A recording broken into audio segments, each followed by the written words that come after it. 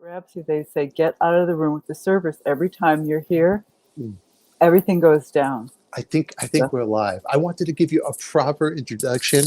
We'll go. And this is so raw and real, you know. Okay, let me get into the mode. I'm frantic because my computer's there. I'm using the iPhone. We might get cut off. Here's the situation. The beautiful Jaan Uhelszki right here. Founding editor. You're founding editor, would you say, of Creem? Would you say that? I would say that I was the founding subscription kid. I went in the back door. The back door. I worked my way up. I had to strategize and headbutt my entrance into Creem. They did not hire me as a writer because I was like 17 years old, and it was like, yeah, what have you written? No, I had Really? I had to get there by convincing them that I should get there. I should be there. So, founding like employee, and then editor. So what would be the best introduction? Like, how would you want it to be? Like, you're on a show, yeah, but you're going to interview you. How would how would you introduce you if you didn't know you? That's like when you go to a hair cutter and you say, how would you cut my hair if it was you? It's like, no. Or, like that, like this. Yeah. It's coffee talk with the Tika. Nothing rhymes with that but chicken tikka. We name drop here. We're Stephen and all his friends.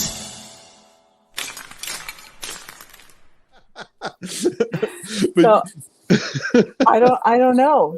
It's like, I'd say I'm a pioneering female rock critic because there were hardly any when I started, because we were inventing rock criticism and women weren't really, offered the job. And when you were a woman in that job or that vocation, no one took you seriously because then there were only two categories, like band girlfriends, groupies, and publicists through categories. So I was none of those. I just always wanted to be a reporter. And so who were the influence of yours back then? I love Nick Cohen. I used to read. Probably nobody who's watching this knows about I Magazine, but it was an 11-issue oversized magazine where John Landau wrote for it, and Janet Maslin and Michael Thomas and Nick Cohen.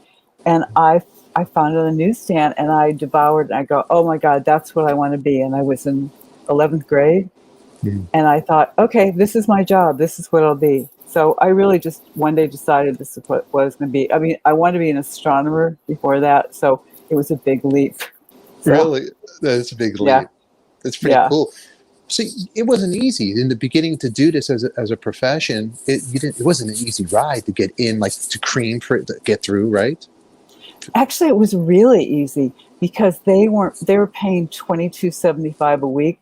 So it was more egalitarian because anybody who was willing to write for free and to actually go out there and put themselves in the line of fire, it was more guerrilla journalism. You didn't have a publicist who set up an interview with you and Jeff Beck.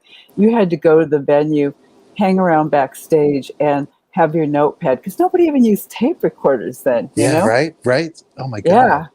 So it was really just gutsy. Like everybody who worked at Creem had huge personalities. And I think for me, it was just, I just wouldn't give up. Even though I don't have a giant sized personality like Lester Bangs or Dave Marsh, I was just determined to do this and I would take anything. So people ask me how I became the KISS editor. Nobody else wanted to be the KISS editor. I became the KISS editor. So I just said yes to everything. Like, I thought, okay, I'll do that. No problem. I'll write about Bachman Turner Overdrive. Yeah. I got the bottom of the heap for a while, which really wasn't the bottom of the heap. They just weren't cool. But I'm from the Midwest. I get that meat and potatoes music that where the rest of the country is more like Detroiters than they are, say, someone from LA or someone from London or someone from New York. So I honestly found this niche of just taking rejects. That's funny, but you say KISS. You were the only, I think, girl.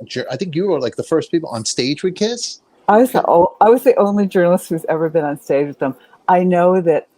I think that they brought Elton John up once, and then they brought up that little obnoxious actress who did the Pepsi commercials. Who was that? Wait, which one was that? Oh my God, I don't remember her name. She was about 7 years old. She was like a kid midget, I swear. And she did that Pepsi commercial. Yeah.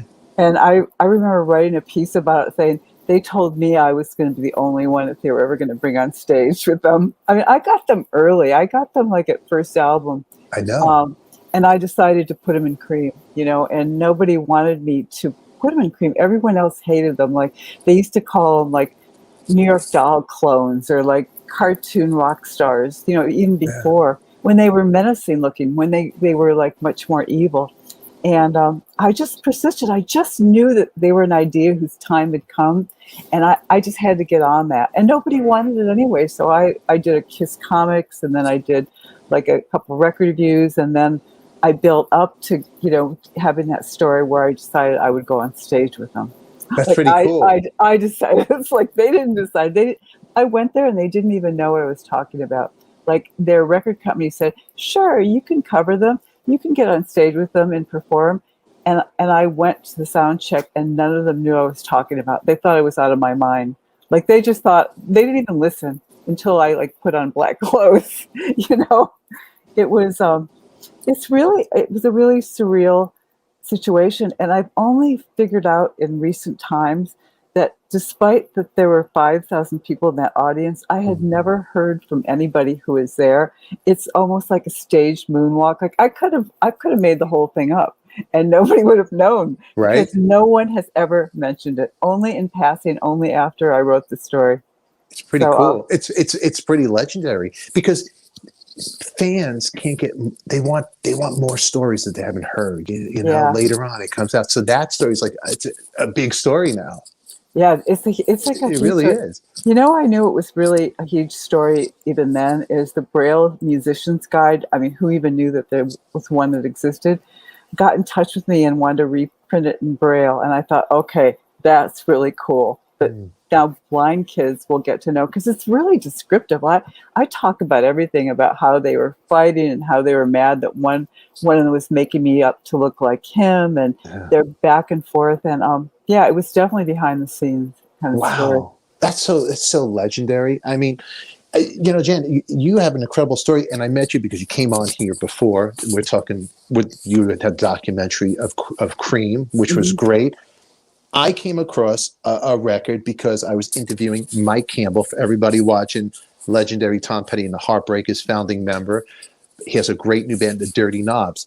So I went on a hunt for this record, and the record was not easy to find. But this record itself, besides the great rock and roll, when we talk about guitar, my favorites, it's definitely Chuck Berry. There was a movie called Let the Good Times Roll that he was in with Little Richard, Danny and the Juniors. I bought the album, but he wasn't on the record. I was so bummed. I'll never forget that. But it's a great album anyway. But like Mike, his influence, Chuck Berry, Keith Richards, and those are my favorite type of guitar players. Not too technical, just the coolness, the ooze. They're swagger in that piece of that guitar that it's just a piece of wood and strings, and they just make it connected to their bodies. That's cool. Yeah. This guy is the same way. So I'm going through this record. First of all, I see the record album. It's Klaus Voormann. Yeah. How cooler does it get than that? Right. I mean, really, the Beatles like guy. It's like, I mean, the scenester, like, part connected him with that pre-British invasion kind of like mentality. That's credibility. I mean, Klaus was there, for everybody who doesn't know, which but from the Hamburg, Stu Sutcliffe, he was friends with Astrid, who was Stu Sutcliffe's girlfriend, who gave the Beatles their haircut. Now we get Beatle talk here. Yeah, right. But Klaus also was the artist for the Revolver album cover, also bass player for Manfred Mann, played bass for John Lennon, the Carly Simon, You're So Vain, legendary. But he did this, which was, I didn't know he's still active. Yeah, so, right. So I think he's 80, right? He's like 80 years old. And it's pretty incredible. If you look at this, you got Mike right there.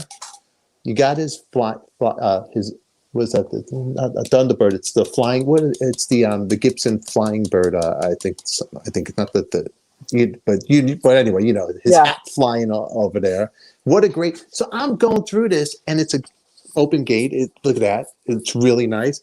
Then I'm reading back here. This is like old school legendary. There's a story about the Dirty Knobs. And when I open up and I'm reading the liner notes, whose name do I see in the liner notes? You. I'm like, oh my God. And it was supposed to be old school. They called me up because they wanted me to do the liner notes, like the back of the first Rolling Stone record when Andrew Lou Goldham had done them, just really compact, small, just with a lot of pop and trying to mimic the music. So I did that. I mean, I just like listened to old Rolling Stone albums to get into that mood because I couldn't find the one they were talking about. I think there's maybe a Mike Bloomfield album that also had liner notes like that. So I did it really old school because it fit the mood of the album, because it's not totally influenced by the 60s, but you can actually see a lot of his influences. I mean, there's 70 influences too, but there's this danger in this music that was in the same, like on Satanic's Majesty's Request, or any of that really early stuff we love, Jimi Hendrix. There's really some kind of metaphysics at work on this album. It really does. I mean, and your liner notes really fit well with this record, because when I'm listening to the record, I'm reading this. It reminded me of even the Beatles, Meet the Beatles. When you read the liner notes, you know, Lennon, 23, whatever, they're saying the whole story about them. This is great. I mean, the songs on here itself, which hit me, the one that hit me, I Still Love You. It hit me out the gate. It comes out powerful. That was my favorite track on the record. It was real, just a real touching. Now, everybody out there watching, we were talking about this. I did the interview with Mike, and I was nervous. And he's the quietest guy, the shyest guy, the most humble guy. I gave him a compliment, and I said, Mike, it's just, you know exactly what to play. Everything is always the right notes, the right parts to put in there. Never too much, just always right. Oh, and he's being all shy, and I'm thinking to myself, what did I do? Did I just offend him? You know? So he had me, because he's so nice, I was so nervous, and I wasn't myself on the interview, which, everybody, you'll be able to watch, because I'm going to play it after this. It's going to go right into the Mike Campbell interview. Most of the ones I had when I was a kid have been lost through the years. Some of them I've rebought. But yeah, I have quite a lot of vinyl. I have a closet that I have them all in. They used to be in alphabetical order, but they're all screwed up now. How about how did you meet Mike? What's the story on that? Well, I mean, I met him years ago because I've been covering Tom Petty's band for ages. My husband had Berserkly Records, and Greg Kihn Band used to open up for Tom Petty and the Heartbreakers. So I met him years and years ago, which neither of us really remember. And then when I really spent a lot of time with them is during the Mud Crutch story, and Tom Petty was about an hour and a half late, so I spent an hour and a half in a hotel suite with the Mud Crutch, and we were just talking because we're close in age, and we read the same magazines, we listened to the same records, and we really got along. And then I interviewed him for classic rock, and our minds worked really well together until I was doing a story on Jeff Lynne, and I was interviewing him for that, and he thought I was asking like aggressive questions or ones that was kind of dissing Jeff Lynne, and I had to go, no, I come in peace. I actually just really need to know some backstory here, make him come alive. And he got a little huffy, and I was shocked because other times he'd been so nice, and I thought, okay, I'll just write it off, you know. And then about 6 months later, I should preface this with, he is my absolute favorite American guitar player. He's the American George Harrison. I mean, lyrical, beautiful, plays the melody, never a wasted note. All those things they talk about in guitar world are really true. He put so many hours into getting this tone. He sounds like himself. It's like one of those things, like you hear Jeff Beck, you know it's Jeff Beck. You hear Mike Campbell, you know it's Mike Campbell. So I was a little upset when he was like taking me to task about Jeff, but it was really honorable too, because he was defending his friend. And I honestly, I'm a little bratty, but I wasn't doing that. But they called me about 6 months later as manager and asked me if I wanted to do his his bio, and I go, "Are you sure? Did you call the right person?" Yeah. I don't really think that the last time we talked was amazing.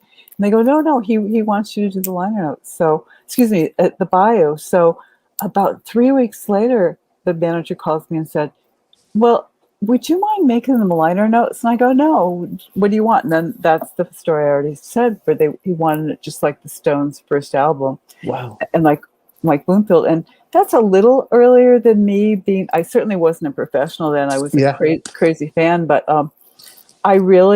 I spent so much time. Those are like 500 little words, and I probably spent 2 weeks coming up with the right 500 words for Mike. That is so funny. That's so, I mean, you made it. Your name is right here, right over here. They put you right there.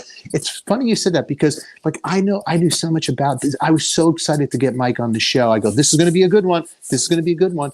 And my friend who hooked me up with him is Sharon Solani, who's Stevie Nicks' backup singer, who she's on all those records from Belladonna to plays in Fleetwood Mac. So she recommended, I'm like, oh my God, this is going to be the best one. I'm going to be, and I totally turned into Ralph Crandon, the $1 Million. Remember the show, hum, the hum, the hum, the hum? Yeah. It's hysterical. Mike threw out in the interview, he goes, well, I had a 45-minute interview scheduled with him. I cut it down to maybe under 30. Well, my chicken died. I'm like, oh, are you a vegetarian? Right no. into that. You know? Wow. But the interview is a great interview. Everybody will get to see it. He's a lovely guy. We talked about vinyl. I didn't bring up any of the Tom Petty things. I wanted to talk about this because the only thing I did mention for people who don't know, and if you don't know, which everybody probably does know, Boys of Summer he wrote, like big songs, which was a throwaway song from the Heartbreakers, I think. Yeah, well, actually, Tom didn't want it. I just remember this from the Wayback Machine, but I think it was Jimmy Irvine, who I'm sure I'm massacring his name. Mike played it for him. I just remember this from an interview I had, and Jimmy thought it was too jazzy, and Tom passed on it. So Jimmy called up Mike a little while later, and he goes, "Still got that song? John Henley's looking for songs." So he gave it to him, and I think later Tom, lived to regret it because it was such a good song. He's an amazing. Here's a secret. There's so many secrets about him. I mean, I eventually got along with them. I mean, I got along with him well. It was just I was so daunted when he was like being a little prickly. But he writes a song a day. He writes every single day. So he's been writing for years that way. So he's really good with songs. He's really good with words. So, I mean, you see that because, he had a different job. In Tom Petty, it was a different role, but he actually really easily stepped into this role as a songwriter. I mean, there's a specificity and detail in all these songs that just was like mind-blowing to me. But I mean, he writes like a poet. It's funny you said that, and on the record itself, it has this great sheet over here, and he really does write like a poet. And some of the songs, because I was talking to his drummer Matt Locke, he goes, some of the songs that get so deep to him, he doesn't want to do them live. I go, really? Oh wow. He'll get real personal. Did you know that about Mike? No. Yeah. No. Some songs he won't, and it's like he won't tell you a lot about. He's almost what you just said, George Harrison, like the quiet Beatle. He has that personality, but then he's funny. Like you watch his Instagram, he's very funny and humorous. But Mike did say that, like the song, for example, like he was happy with Pistol Packin' Mama featuring Chris Stapleton. He goes, he's a real singer. I go, no, Mike, you got the heart and soul. And he just has that thing about him, Yeah, because he's singing from the inside out almost. Can't be imitated. There's something, you can't imitate that. You just can't. Either you have it or you don't. It's a fabulous record. You got to be really proud that you got to do this. This is big. This is cool. I just really believe in him. I mean, he is the same kind of fan that I was. And, our Samir, like the people you like really mirror who you are inside. And as a critic, I want to be the way he is as a guitarist. He's just amazing. And a big surprise because for all those years he kept his light under a bushel somewhat. And it's like, you can't believe that he's doing all the singing. And I think the thing that kept coming up too is that he does sound similar to Tom, but but the thing is, he's a different kind of stylist. It's like, he's not a singer. He is much more. It's like he's talking. It's really in his own voice. Like, what's the one where is it fuck this guy? That's a really interesting persona. It's almost like an actor doing a role, but it feels so authentically him. He has hidden talent. It's guys like him, Bob Dylan, and when you say poet Dylan, it's basically really a poet with a guitar. But I Still Love You, I still want to know what the song's about, because like when I asked the drummer Matlock, because that's a real touchy song for him. It's a real deep song. I mean, the words. Don't say it's too late. Don't say it's over now, because it doesn't matter anyway, anyhow. I tried so hard to work it out. I mean, but it's just an intense song. I mean, I keep going back to the song because it grabbed me, and the album is really good. Irish Girl,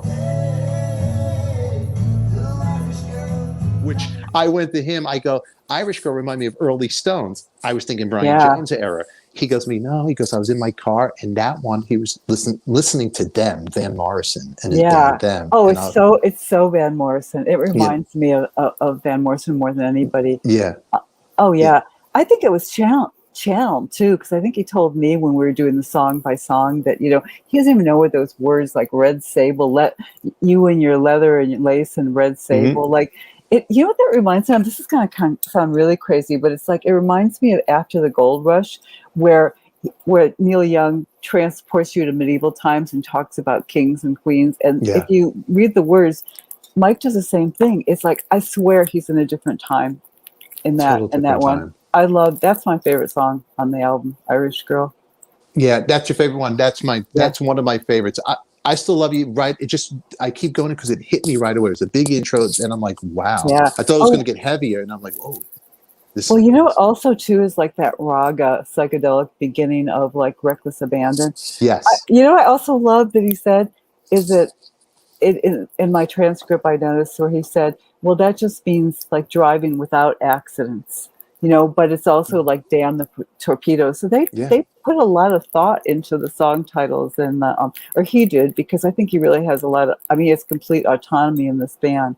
I think at another point in the interview, he said what Jason Sine, his guitar player, has now got his job because he supports what Mike plays, what Mike sings. And the thing is it's as seamless as when Mike is in the Heartbreakers and he supports the songs. Like, that's back to the no wasted notes. He's just really, he's playing songs that connect the vocal, the choruses. And I think that Jason does the same thing. Yeah, no, the band is an excellent band. I actually would see the band play in the Valley when Tom was still alive, because this was really, people probably don't know, the diehards know, this was actually a side thing for him to go, when he was not doing Tom. And they would do a lot of Beatles songs, a lot of rare Beatles songs they would do, like really cool. They did, I think they did a cover of I Saw Them Play She Said, I think it might have been. And it was just so great. I mean, such a great band. This record came out in 2020. It's not a new record. Unfortunately, with COVID and everything, I feel like they couldn't tour it and but it's a hidden gem.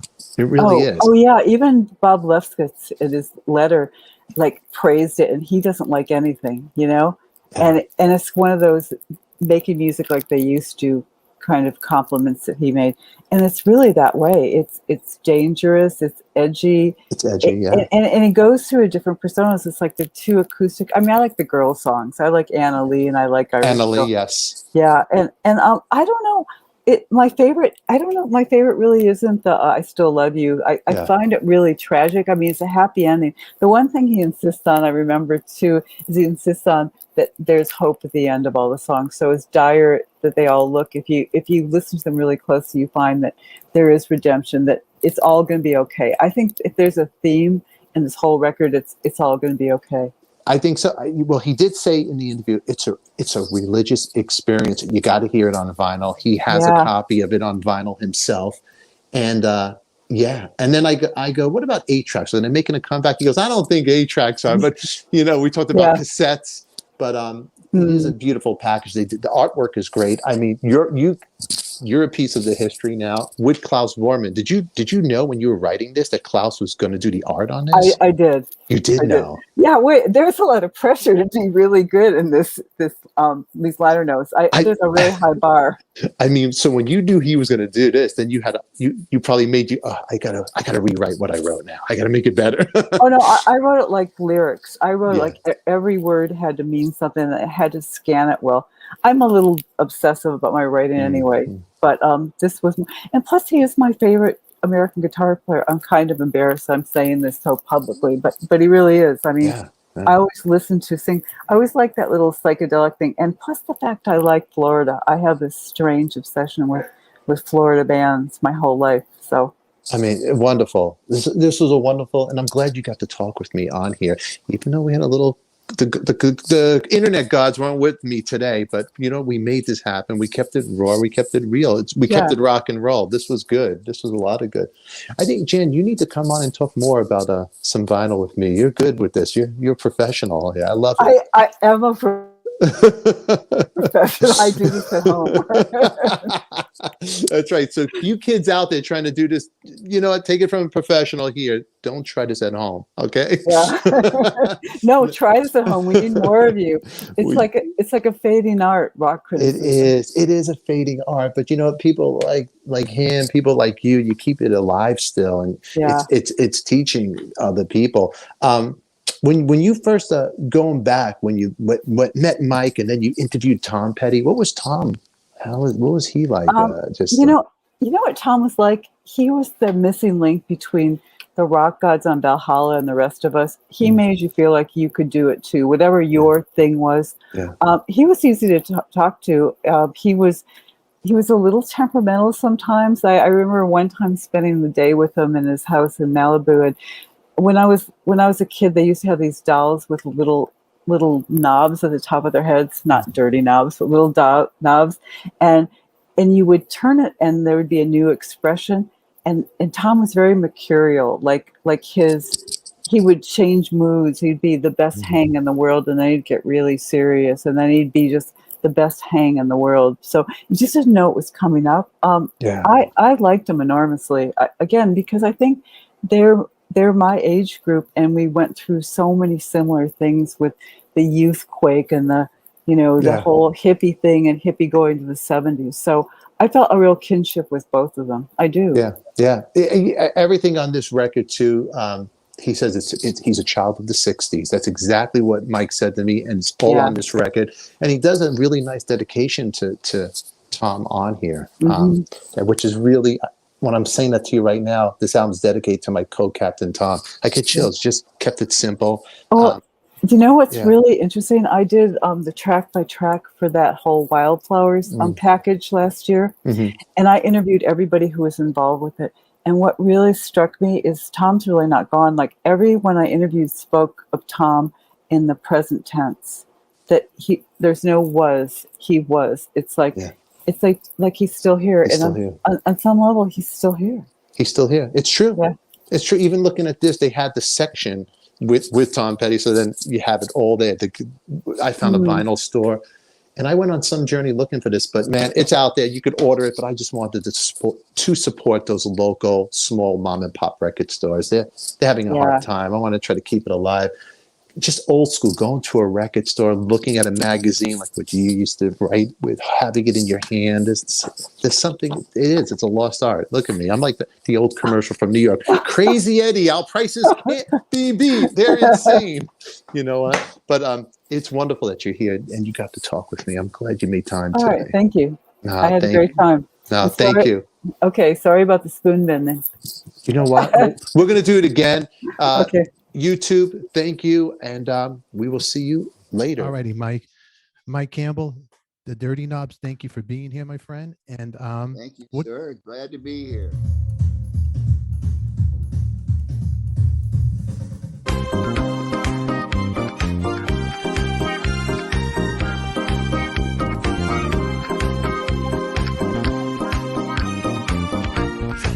Goodbye.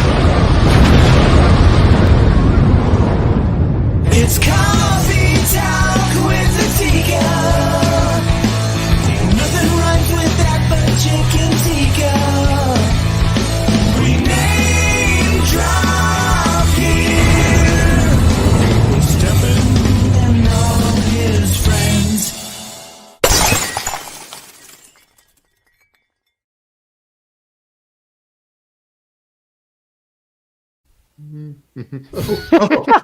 Oh, you guys got me right there. I'm just reading my friend's. Oh, Susan, you're here too. I just happen to be reading your book. I want to show everybody out there in the world. Please, everybody, please check it out. I will put all the good descriptions right there. But that's our friend Susan. And before we go, thank you guys. But click up there, click over here, up there, there, and remember. Subscribe, share, love one another, and always be steepling. Right, Dr. G? Always steeple, huh, Dr. G? That's right. Mwah. Bye, everybody. Bye.